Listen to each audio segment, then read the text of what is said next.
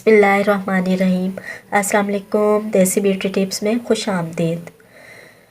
आज की मेरी रेमेडी स्किन को वाइट एंड टाइट करने के लिए है। वो लोग जो अपनी स्किन को फेयर करना चाहते हैं और चेहरे की झाइयों और झुर्रियों से भी परेशान हैं और बाज़ार की महंगी क्रीमें भी इस्तेमाल कर चुके हैं, वो ज़रूर ये रेमेडी इस्तेमाल करके देखें। इंशाल्लाह इसका रिज़ल्ट 100% मिलेगा।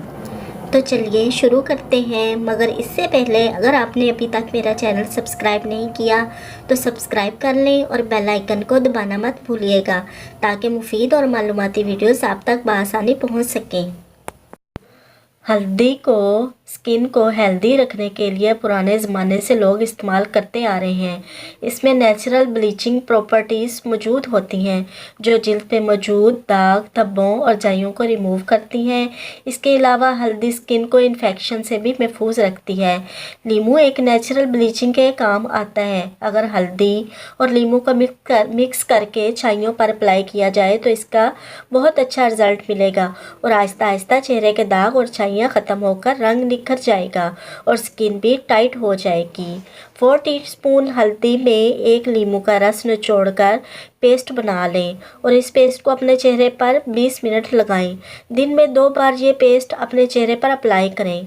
चंद दिन के इस्तेमाल से ही इंशाल्लाह बेहतरीन रिज़ल्ट मिलेगा। इसके अलावा ऑरेंज के छिलकों को पीस लें।